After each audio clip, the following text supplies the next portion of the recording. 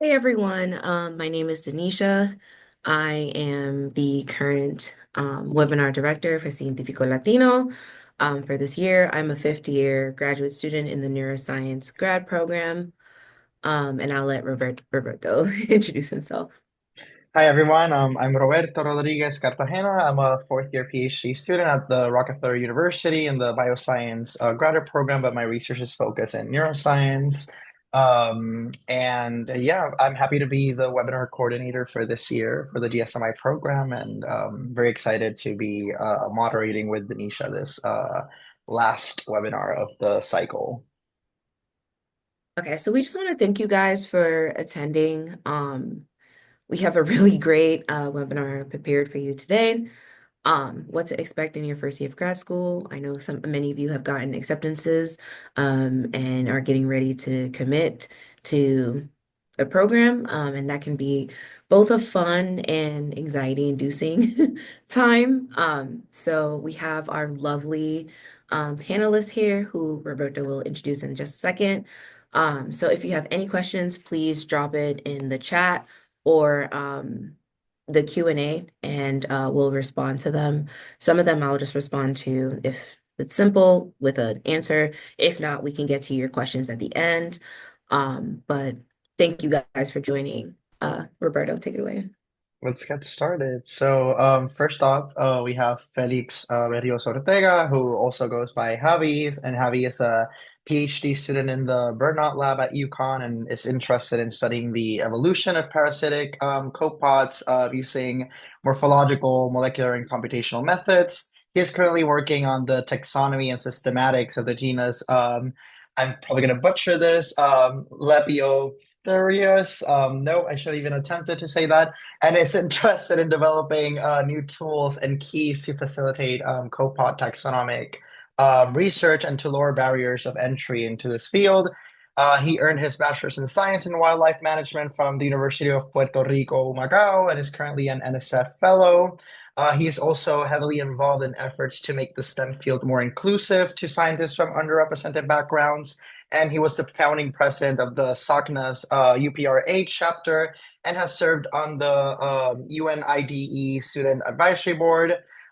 He also founded and co-hosted a podcast aimed towards highlighting LGBTQ scientists and through the world with the LGBTQ plus STEMcast, Cientifico Latino, SOCNAS, and other mentorship initiatives. He strives to reduce barriers that have limited diversity in the sciences. And outside of the lab, you can usually find him playing Stardew Valley, binge watching Drag Race, or caring for his plants.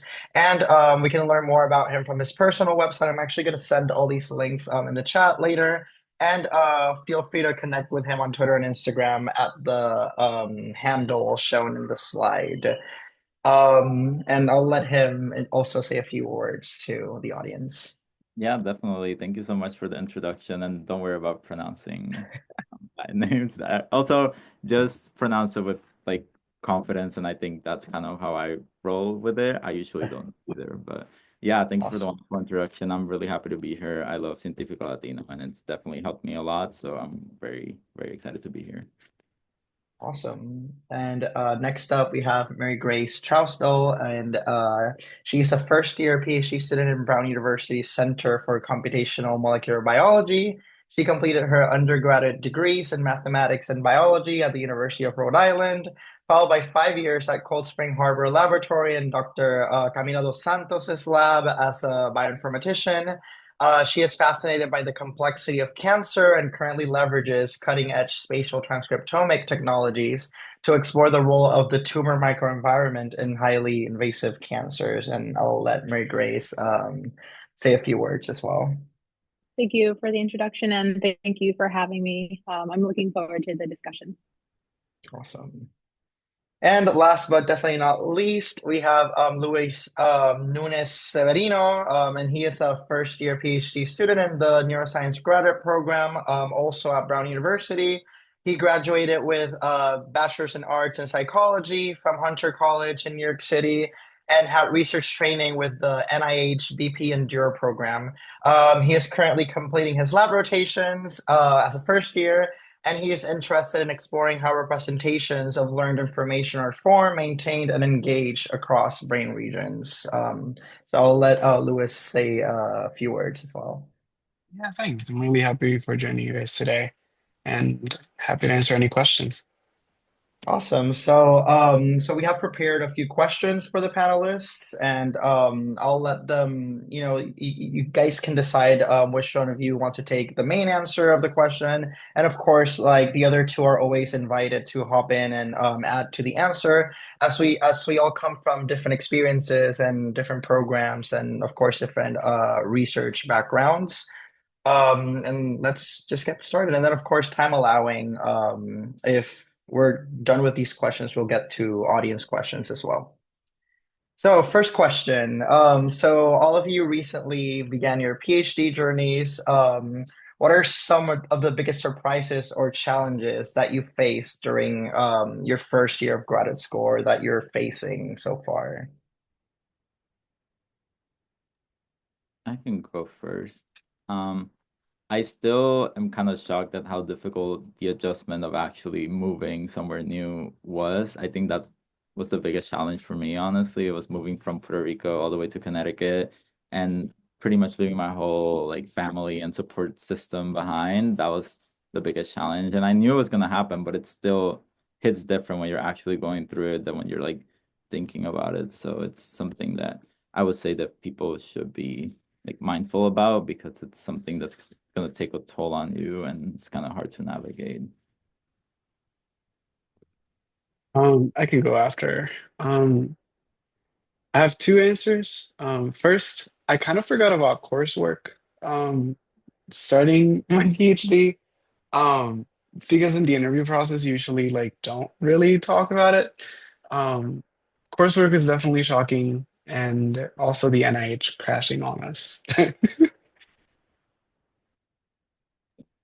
Yeah, uh, same. I also had to move like out of state. I'm from New York, but I also did my undergrad in Rhode Island, so I was familiar with Providence. But definitely, it's okay that when you're considering where you're doing your grad studies, that location is a priority for you, and that's totally okay that you make decisions based on that. Um, and then, yeah, being out of school for 5 years and just being and doing research, it was definitely hard to balance coursework again and taking exams, and then thinking about your research project. Awesome. Thank you so much for these amazing answers. Second question is a two-part question, so we can definitely take our time with it. And it's about managing our time. So, how are you managing your time between coursework, research, and other responsibilities that you guys have as first-year PhD students? And also, how do you guys stay motivated, and how do you avoid burnout during challenging or stressful periods? Um, I can go. So, in terms of like managing my coursework and balancing everything else, my at the beginning, my program was really they were really explicit about the fact that coursework was going to be a big thing first year. So, just for context, we only take classes in our first year. We take our required courses in the first year, and then we don't have to deal with classes after that. So even our rotations are made so that we don't spend a lot of time in the lab, which was a big adjustment, having worked in a lab for full time. Um, with that being said, the structure of the program kind of helped me manage my time because they were really explicit. Tell faculty that you can only be in lab these 2 days because every other day you have to worry about classes. The basics of tools that I've always used, like a Google Calendar and like having reminders and sticky notes all over the place, have helped me keep track of things. And then to the second question, I think something that helps me to avoid burnout is just taking rest and like trusting my body. Like if I feel tired, I need to like believe in it and rest and do nothing for a bit. Yeah, a lot of the same things. And I think importantly is like really just getting to know, the previous first years, get to know them really well. They just went through it in the program that you're entering. Uh, Ask them about uh, hurdles that they experienced. I think that helped me set myself up to have like a smoother transition. And then, of course, for the second, you got to do it for yourself. You got to set yourself up. You got to, at the end of the day, it's just you. And whether that be working out or, um, um, you know, just taking pleasure in small things, removing yourself from school sometimes is okay to decompress. I agree with everything that's been said so far. I came straight from undergrad, so I kind of had the mentality about like coursework and everything, but I think I personally struggle balancing coursework and like research plus everything else. Like I was able to do my coursework and my research just fine, but like I think a lot of other things were pushed to the side, like building those social connections that first year. So I definitely think that's important to keep in mind that not school is not your everything and your whole identity doesn't revolve around like school. And I think that's also very important to staying motivated and avoiding that burnout is that you should spend time doing other things that you're passionate about or you like. Not everything has to be school. You don't have to be on campus all the time. You don't have to be overworking yourself to be successful. So that's definitely something that I would keep in mind. And then you're gonna learn as you go too. It's not gonna be perfect from the start. I like manage my coursework and research a lot differently now than when I did like my first semester. So Thank you so much for those answers. And Mary Grace touched base a little bit on building connections, especially with people who have been through the process of going through the first year of graduate school recently. And I would want y'all to expand a little bit on different strategies that you are using to build meaningful relationships with peers in your program and other cohorts. Faculty, of course, and how are you deciding on how to find a mentor? And maybe Mary Grace can get this one started. Yeah, sure. I mean, it's just to be involved and be present. You never know, how or when you're going to brush shoulders with somebody that may be a part of the rest of your graduate career or the rest of your life. And you can't get to that point unless you show up and, whether that's volunteering or joining a club like this one has been just really great and opens up those networks for you. And really quickly, you'll find yourself uh, in a lot of circles. And in a sense that you get to explore, what you're really interested and passionate in doing, aside from the research that you're doing, but the whys of why you're doing that research. And I think that helps you stay motivated and really think long term. I think that joining clubs is very important. It's something that I started doing this year. Like I started pursuing other like I guess hobby related courses. Clubs, I mean, sorry. I joined like the Minecraft club. I like playing Minecraft, so I started going to that and that was a nice change of scenery and like atmosphere because no matter how bad my research was going, I knew that they weren't gonna talk to me about my research. We were gonna talk about Minecraft. So that's very fun and I think that's something that's made it a lot easier. And I think I personally struggled when it came to like building those initial connections because I was waiting for them to fall in my lap and I was just like not putting in that effort. And I think a lot of people were thinking like that. So I once I started actually trying to plan things and like do activities with my cohort, I think that's when everything started kind of falling into place more. So I guess having that initiative at first is very important. And finding a mentor for me at least, I came to a direct admit program. So I don't do rotations or anything like that. But I think fostering that relationship with my advisor, like during the application process and after I accept that has helped a lot. So, but I've been trying to find like mentors outside of that relationship with the other faculty and like trying to build my committee. So it's just chatting with people based on what you're interested in and seeing where things go. And somebody doesn't have to be your mentor forever. So if you kind of change directions, that's okay. So. I think the way that I approach building meaningful relationships was less through the club part and more through. So I went to all the orientation events that happened that first month and a half. And everybody who I met at those events, I just keep hanging out with them. Um, and it's really nice because similar to what Javi said, I hang out with these people that are like not even in my program. That's the thing. Try to socialize with people outside of your program, and like build that network. Because when you're with your cohort, like everybody, at least for me, everybody's taking the same coursework, everybody has the same things in mind, and we'll mostly talk about science. But something that I've been doing is going to karaoke every week with people in other programs. And I, to this day, have no idea what they do for work. And I don't have any interest until they have to defend or give a talk. Um, so just building those kind of like informal relationships has been really good. And even with like finding a mentor, so I'm doing rotations, and the way that they work here is based on vibes. It's not really like I'm expected to do a rotation project or like have something tangible after the rotation. It's really like spend time in the lab, see if you like the environment, see if you like the PI. Um, at least for me, I get to do two rotations. I can do a third, and I might. And it's really just exploring different mentorship types and figuring out what like works for me as I'm like I believe that I can do great science if I feel good wherever I'm doing whatever. I don't really have anything in mind of like, I want to do this thing for scientifically. I just need to find a good mentor who I can have conversations with and not feel like I have to like stress about it every time.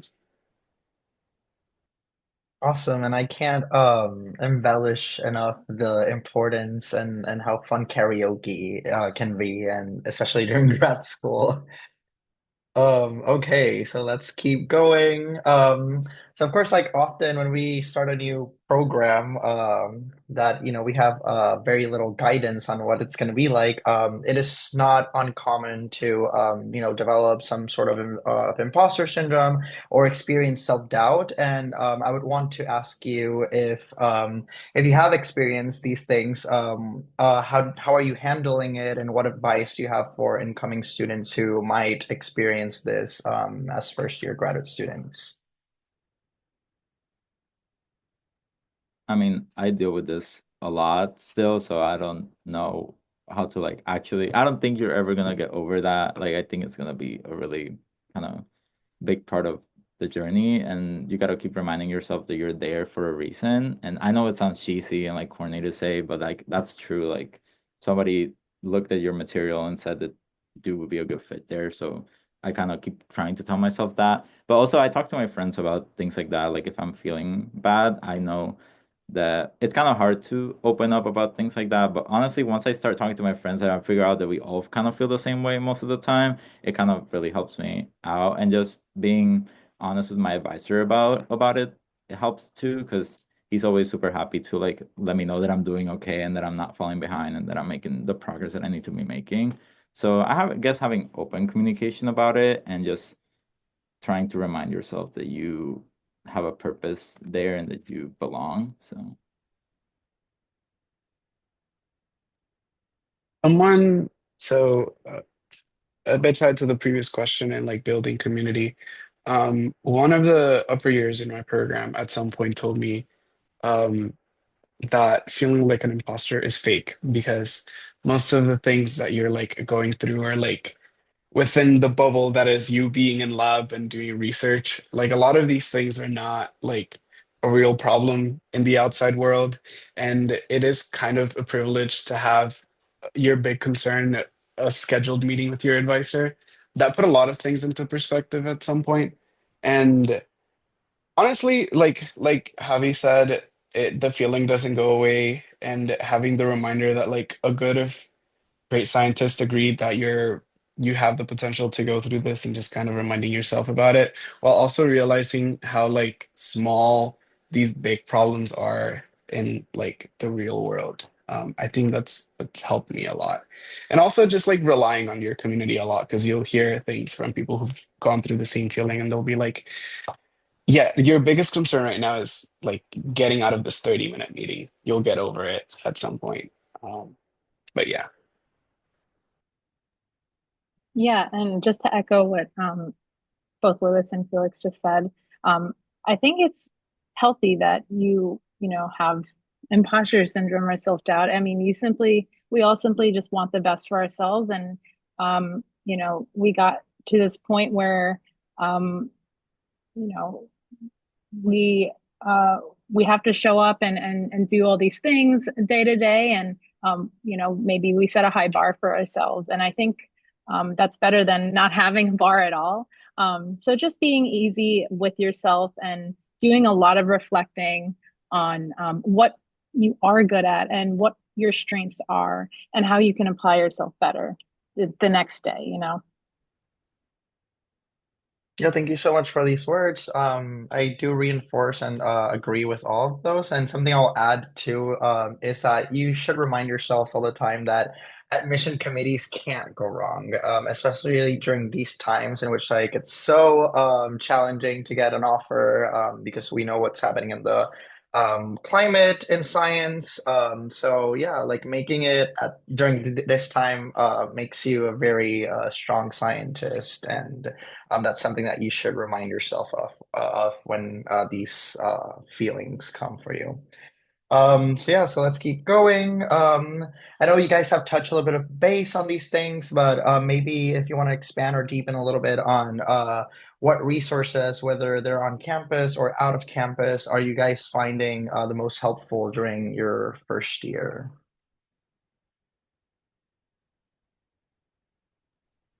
Um, for me, I think so. My Cientifico Latino mentor for the graduate student mentorship program has been really supportive. Um, we go for coffee really often and just catch up. Um, Another thing has also, I think a big resource has been like having people to talk to and who you can like go insane with, because they will hear about it. These established communities like Cientifico Latino are really good because it's people that will understand you by default, and you don't really have to explain why this is a problem most of the time. Has been really helpful. Um, my friends have been a big support in this, just having somebody who I can like go on FaceTime with and say like, hey, this is insane, right? I'm not the one going insane. That's been really helpful. And my cohort, to be honest, building a close relationship with the people that I spend the most time of my week with has been really good. Because we're mostly going through the same thing, and people will like give you advice on how like everybody's managing things different. And also being silly about the struggle. You will get out of it really soon.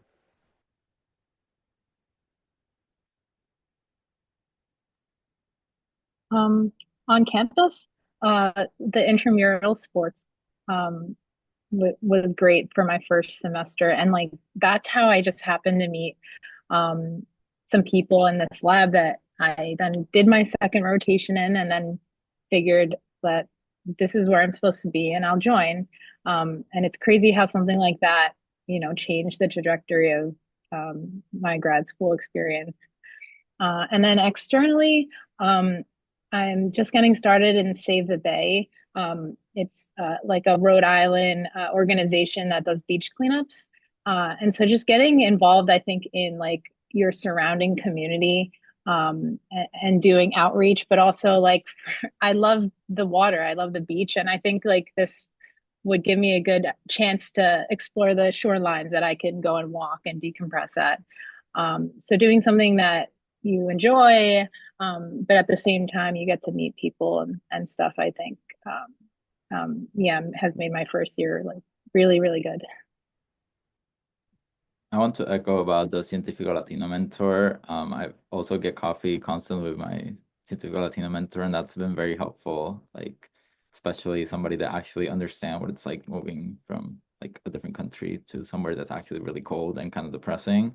So that was very important. Also, my department has a lot of different initiatives that are very helpful for first year students. We get assigned like a faculty mentor that's different from like our committee, and it's just to support us in what we need. So we just get a meeting if we need one. If not, we just kind of like ignore that, I guess. But I've taken advantage of that, and my department has a new department head this academic year. So she's been hosting a lot of like open door office hours or whatever. So I've been going to that when I was like struggling to feel like I was like fitting in the department and things like that. So just like that department community has been very important, and also the cultural centers on campus. We have the Puerto Rican Latin American Cultural Center at UConn, and that's been really nice to get to meet people when I'm getting like homesick and things like that. And they host a lot of fun events too that sometimes I think a lot of grad students feel like might be for undergrads, but once I've stopped thinking about it like that, I just had started having fun and then just getting to meet new people outside of just the academic circle. So Yeah, thank you so much. So yeah, it highlights the importance of community during this time of transitioning into your PhD career. It's amazing. I think Um, yeah, something else that I'd like to talk about this also, with my experience is in your cohort, it is very likely that you'll be the only one who is like you, or one of the few. And that's why it's really important to know that most universities will have something organized for somebody who is like you and who aligns with your identity and your beliefs. And again, it's really important for you to find people who you don't have to explain why something is a concern for you. So I just want to put that out there. thank you so much for that. So this next question, so we asked a little bit earlier about balancing responsibilities within the graduate program, but how are you guys balancing these responsibilities with personal well-being and social life outside of the lab? And how do you guys make decisions on, okay, it's time to stop the science part and live life, and also vice versa? so I think for me, I've learned to like try to incorporate both things together. Like if we have like I'm taking genomics this semester and if we have a problem set, we might get together to do that. Even if we don't finish it and we make a lot of progress, we're like, actually, let's go eat after this. And then we go eat, or let's get boba, and kind of just like trying to integrate both things. Because if I personally, if I have a really like deep separation of those two things, I can either just like go too much into research and work or go too much into my social life and kind of neglect the other. So I found that trying to merge two things into one kind of helps me out a lot. But I to this day, I feel like I'm still struggling with learning how to balance things. But again, I'm not gonna be perfect at it, but I've seen the progress of how much better I've gotten throughout the course of this first year.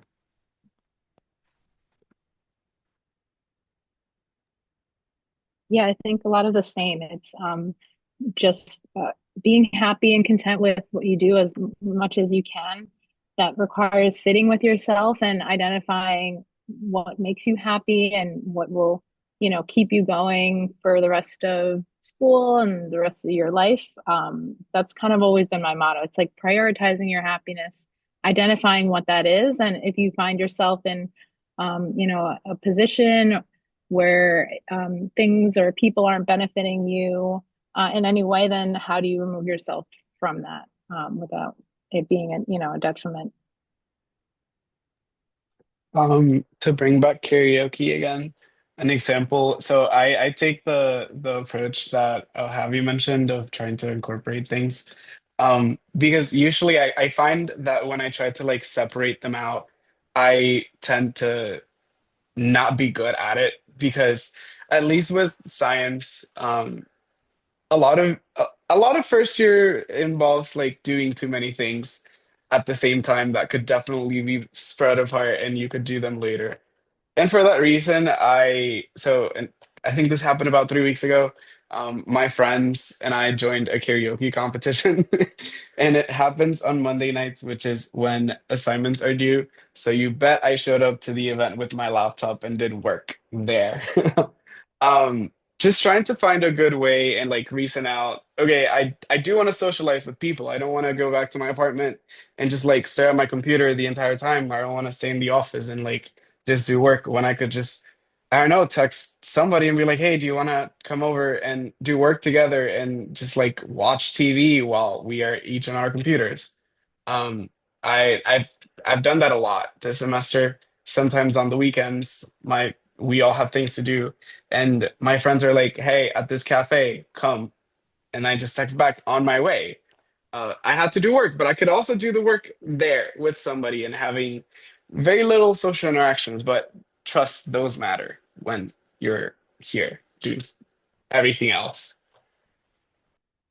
And I think that like, especially in science, it's just inherently collaborative. And, I've always been such a shy person, one to eat lunch alone. But it really helped me so much to get out of that, my comfort zone. You just have to try. Doesn't have to happen overnight, but you do miss out on some conversations if there people are going out for a coffee or grabbing a beer. So kind of realizing like where you could fit into that is important. And Awesome. something So yeah. else that I want to add to this is, um, you there will never be a right time to do the well-being socializing part in grad school. I had people, heard people, not me, I was out there. But I know of people who spent some time being like, no, like I'll do that later, like I'll meet people later, and are now having a difficult time because everybody's now in their little bubble. Um, it is really important that as soon as you get here, you go and do the events, even if you're tired.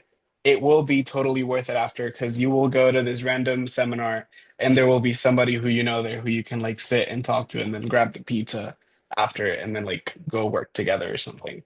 um, don't wait for the right time to do it. It'll never come. The right time is to like just do as much as you can in the moment, and that'll be enough.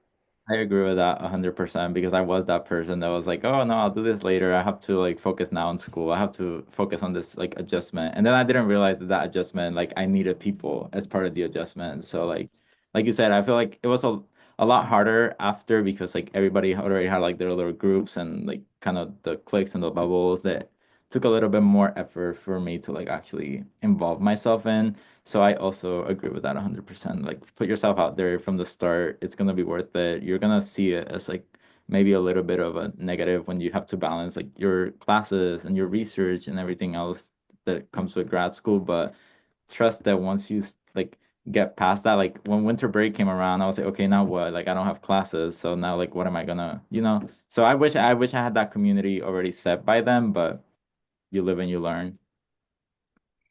And I mean, Lewis mentioned that he went to all the orientations. I didn't go to a single event. I mean, I was busy moving into my apartment, but I wish I did prioritize that because, people all around me have met each other from orientation.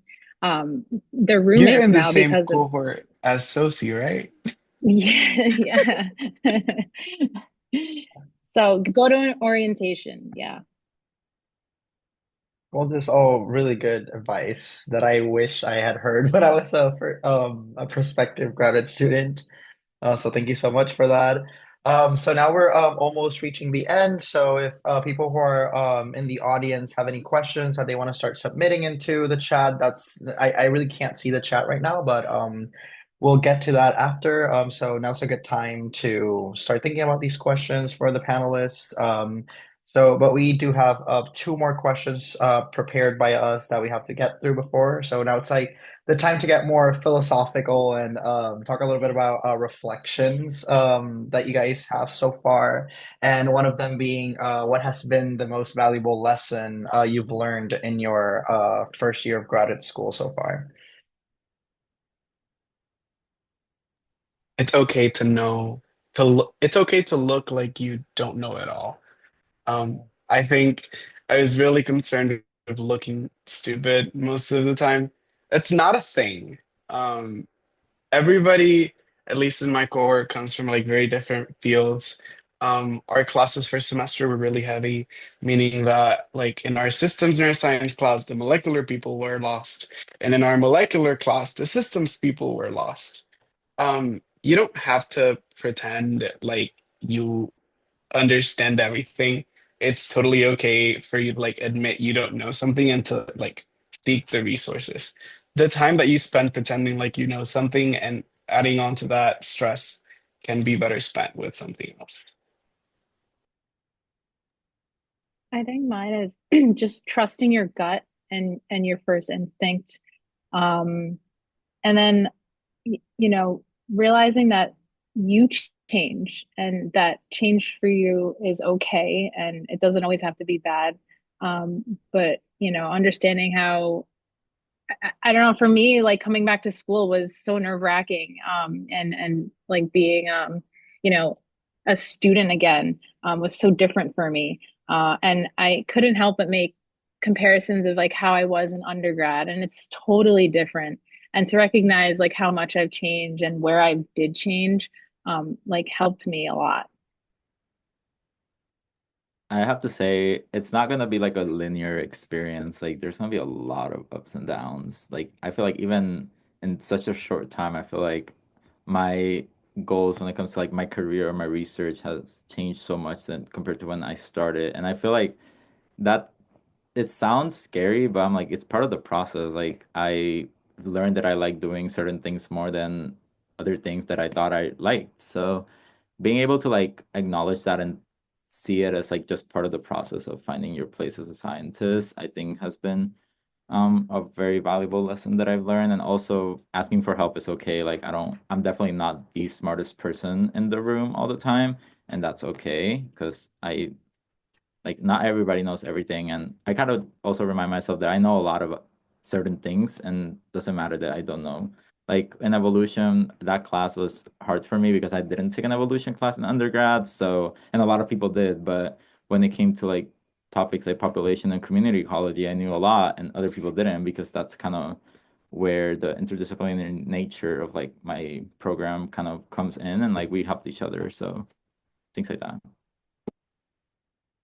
Yeah, that's amazing lessons. I always tell my mentees that if you feel like you're the smartest person in the room, it's time to find another room because I feel like not knowing everything and having an opportunity to work on certain things and learn certain things is part of the thrill of being in grad school and part of the thrill of being a scientist. So I feel like if you're in a room where you feel like you don't know anything and there's a lot of things to learn, that's a sign that it's that you're probably in the right room.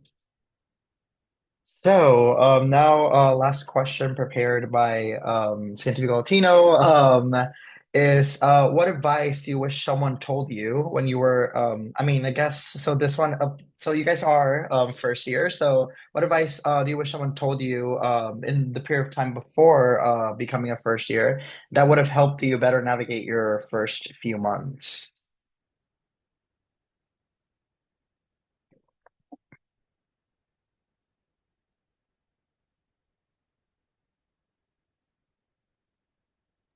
It's gonna be hard. Like I just wish that Mhm. people would have told me. And maybe people did, but at the same time, when I was about to start, I was like, "Oh, I'm excited. It's gonna be fine." Like and it was fine, but it was definitely difficult, and I feel like I'm getting through it fine. But just having that understanding that it's gonna be hard and it's just part of the process. It's not impossible, but I feel like that feeling that you get when you feel a little bit of discomfort is kind of an important part of growth, I think. So just being aware that that's gonna happen, I feel like maybe would have prepared myself more and just like knowing that I was gonna have to build that social network again, because I think that was my biggest struggle and biggest regret of my first semester in particular was like not involving myself into other things outside of work. So just those two things.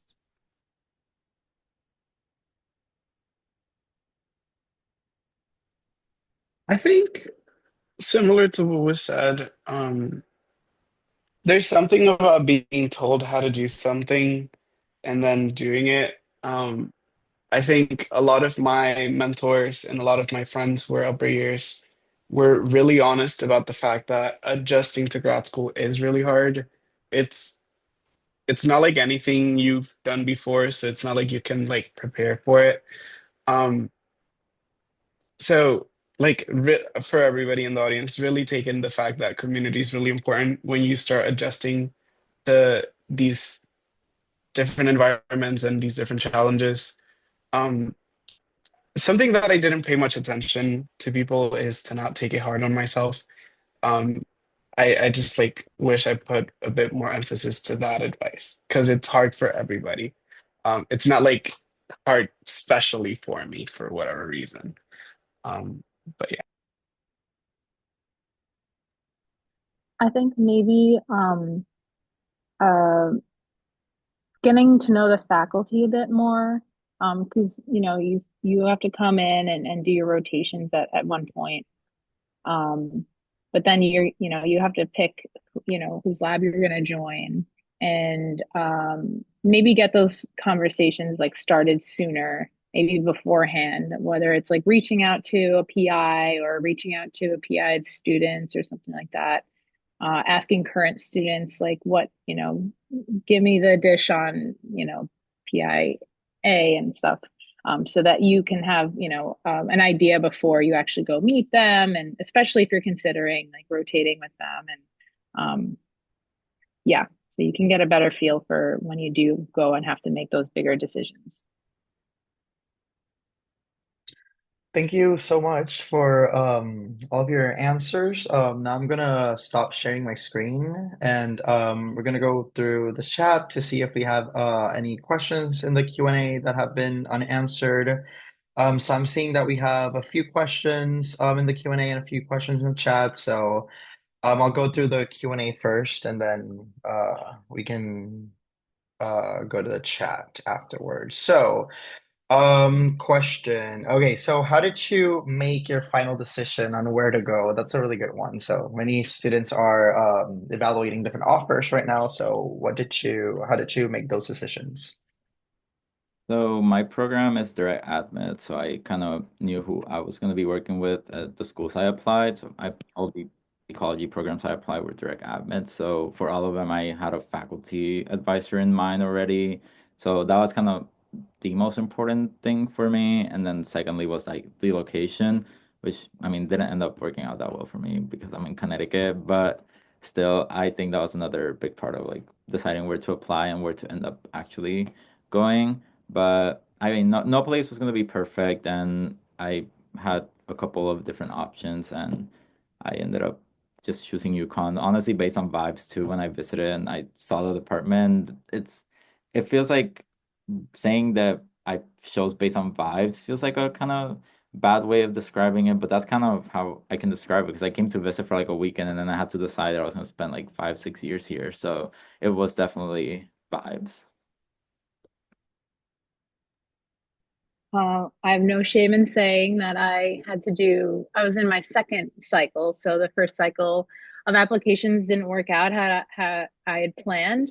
And that's okay because I got up stronger and I got the interview from Brown, the only interview. And then I got off the wait list. So you only need one. Um, I know it's really tough out there. Um, I feel like I'm still traumatized by the whole process. It's very traumatizing, checking emails to see if people got back to you, but you really just need one. And if you can really see yourself there, you got to give it all you got. You got to reach out to them and explain why you really deserve to be there. And then once you're there, you know, of course, I faced a lot of that imposter syndrome, but I just kept reminding myself that I'm here for a reason. Yeah. So I did a summer program here at Brown about 2 years ago, and I enjoyed my experience. I did it with the Leadership Alliance. Highly recommend for anybody in the audience. Um, I think having been here, I thought of Providence being an ideal city to do grad school because you can choose when you want to be in a city or when you want to be in a small college town. So I like that about here. Also the money. We have a really good stipend and we have a really good standing union. Make sure that wherever you go and you commit that there's a well-established union, at least um, just to make sure that you would be supported as a grad student. So here at Brown, um, graduate workers are represented by the GLO, and I interact with a lot of the people who are involved with it, and it was reassuring to know that there was a long-standing union that would support the journey and make sure that we would get a good stipend. Awesome. Another question that we have here from the Q&A is how did it, because yeah, many of you touched, I think all of you had to move from somewhere. So how did you overcome or manage moving away from your family and your home? I haven't. Um, I think it's definitely a slow process. When I lived in New York, I was a commuter, so I lived with my parents during undergrad. Um, it's been hard because at least with my schedule and what I'm doing now, it's really hard to like add a phone call on my day because I'm doing a lot of manual work in lab. Um, so it's been really hard, but just keeping in mind that like I do want to like call them and make sure that I like know how they're doing and try to visit as much as I can. That's really important. And to add on to the first question, I also chose to be here because it was really accessible to go back to New York and see my family. Yeah, just being in contact often. Um, and especially, I think like the first semester, my dad was having some really serious health issues, and um, I was wondering like how my program could kind of accommodate me, or how could my present PI accommodate me, in case things happen. And so it's really good to understand like where you are and how you are supported in your program. Um, and that made me even happier to be in this program at Brown, because they did, give students that support. I personally try to make time every day to call somebody from back home, whether that be family or friends. That's really, really important to me, and it's something that I try not to push aside. That's one of those priorities that I've set because I know how I can get if I don't really interact with my family that often. But just like moving from Puerto Rico to Connecticut was hard in a lot of ways, just like besides the social aspect, just I was talking at the beginning of the webinar before it started about the snow and driving in the snow for the first time. Those are things that people don't teach you. So like being aware of small things like that, and I'm really glad that my advisor kind of helped me a little bit and like got me like one of those like little brushes to take the snow off out of the car and things like that because I didn't know I was supposed to have that. I was waiting for the snow to melt off my car when I turned it on, so I didn't know things like that. So having people that support you and that kind of understand that change can be useful and ask questions because honestly, after I realized that I was like, okay, I'm not used to this snow thing, so I didn't know I was supposed to throw salt in front of my like driveway. So things like that, I started talking to people about, and then I feel like I learned a lot just by asking. So I'm seeing in the both in the chat and the Q&A some concern about federal policies and political climate changes in the NIH. And I know a lot of people ask about how you see this impacting the graduate school experience. I know it's not uncommon to feel like no one knows what's going on and no one knows how this is going to affect. But do you guys have any words of I don't know, encouragement or I mean, if you guys do know anything concrete, please feel free to touch base on that. But I feel like the most we could offer right now is some words of advice in the midst of this uncertain time. So yeah, who wants to take this away? At least again, I don't know anything about how things are gonna actually happen, but I feel like my department has been very supportive and like letting us know that things are gonna be okay in the grand scheme of things. Like that, there's a lot of uncertainty and there's a lot of things that individually we each cannot kind of do. And I guess having that support from my department has been really, I guess, calming in a lot of ways because I can see how this can be like really, really stressful. But I just encourage you to chat with people in those schools that you're thinking about attending and just saying what your concerns are and seeing what they say, because also how they respond might tell you a lot of how the program actually is.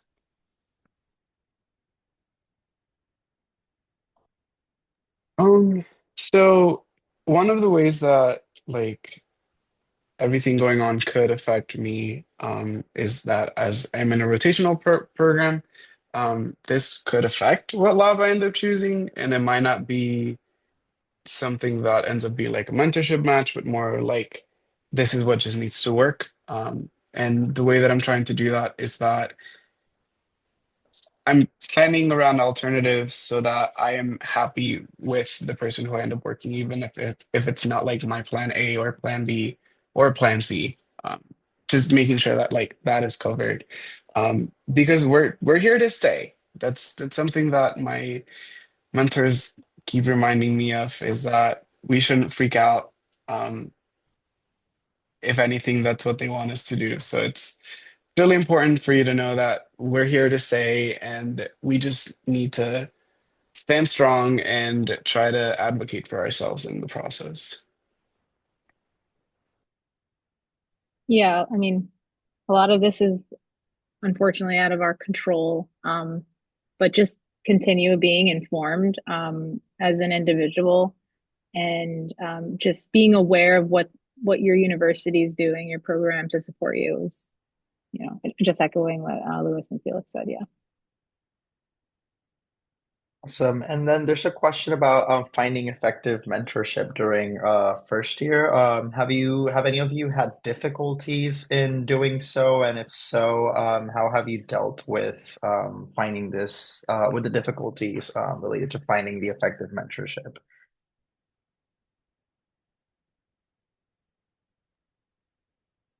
I think for me, well, for you have to decide, especially if this your PI is going to be with you for the rest of your grad career. Um, can you have more sensitive conversations with them on a personal level? Outside of science. I think that was my gauge to see like how a relationship with my PI could be. And when that didn't work out with somebody, um, it's just a matter of talking to other people. Do you think that this was out of line, or is this a red flag? And assess the situation that way. I think just continuing to talk to other people in your cohorts or senior grad students. And this can matter for new faculty that come in. They're also figuring themselves out, and things like that need to be taken into your consideration.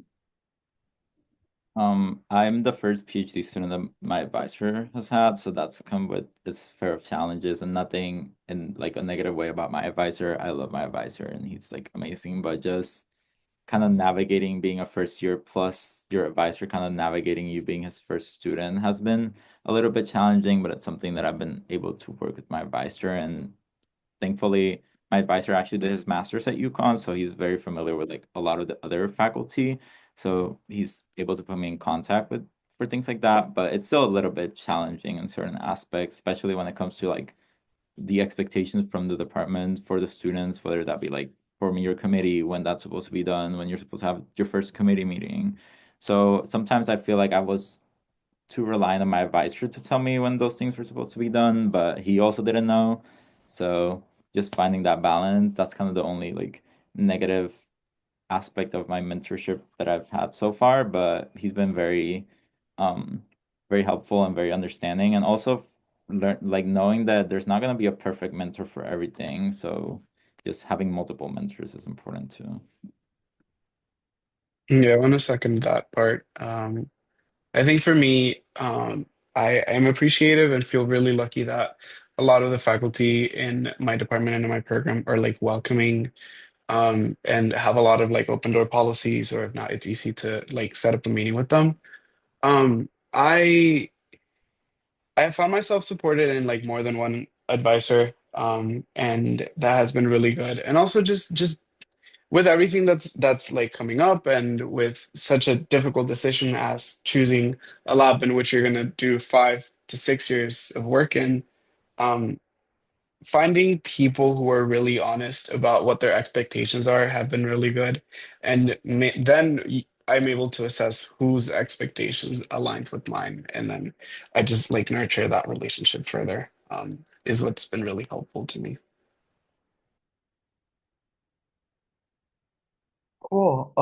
There's a question in the chat about the day-to-day of the PhD student. So the question says like, what does the actual day-to-day look like? How many hours are you spending on research, on coursework? And also they ask, what is a good amount of progress on a research project for one day? So what do you guys have to say about this?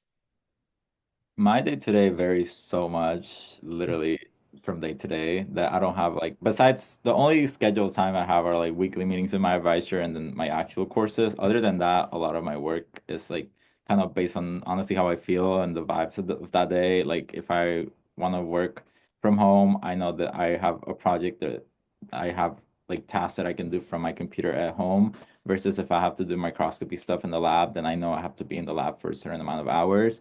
So I kind of try to just schedule my days when kind of that works best for me. And I know that if I have like a heavy day when it comes to courses, like Tuesdays, I have a really long course from like 3 to 6 p.m.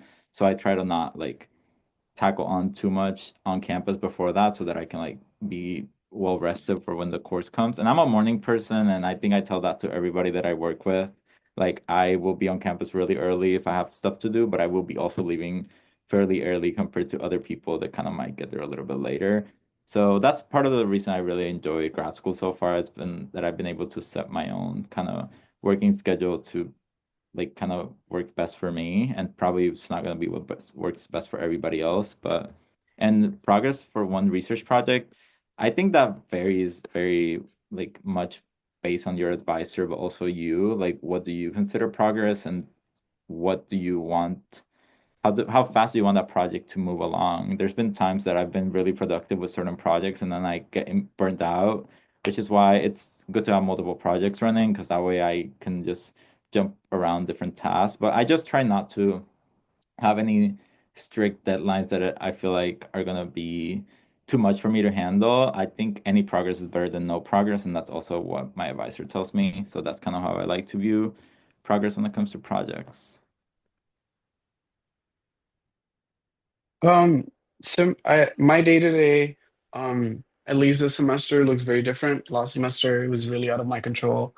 I was taking classes Tuesday to Thursdays, every week, and then I was only allowed on Mondays and Fridays. That was hard. Um, it was a lot of classwork, but at least it was like allocated like that. This semester I have more flexibility. It's I'm taking the same amount of classes. Sometimes it feels like it's less though. Um, and so I'm pretty flexible of like if I have to do these things at this time, like I just need to get it done. I try to plan my week ahead so that I at least have some tangible goals so that I feel like I got something done. Um, but at least right now being flexible is what has helped me adjust to like different workloads every day and knowing that progress looks very different every day also. Um, in terms of like what doing a project in a day looks like, um, what I'm doing now, I can't really be done in a day. Um, so I have to be a bit more patient, and there's just like little things that add up to something larger with time. But I try to like, as of now, I'm trying to follow a healthy work schedule of like a 9 to 5 physically in the lab. If I have something to do after, then I can do it after I like cook dinner. Um, so yeah, I hope that gives you an idea of you just have to be very flexible, and that's why I like research because I get to be flexible. Um,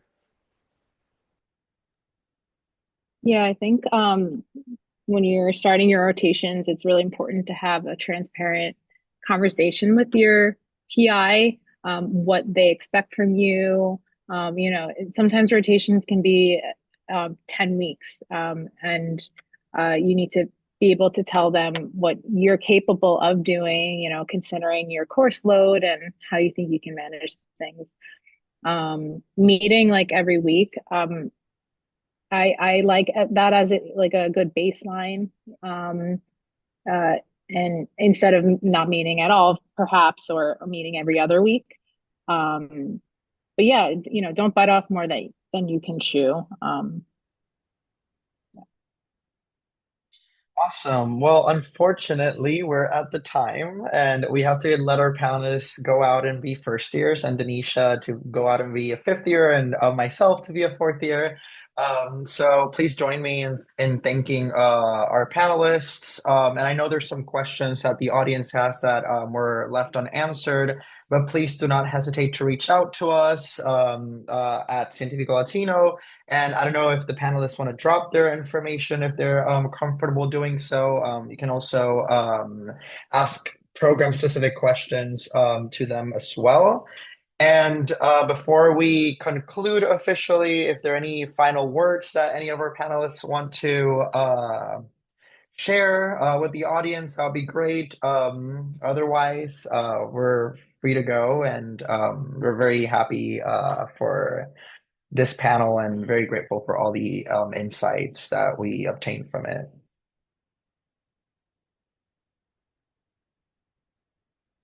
Thank you, everyone. Thank you. Yeah.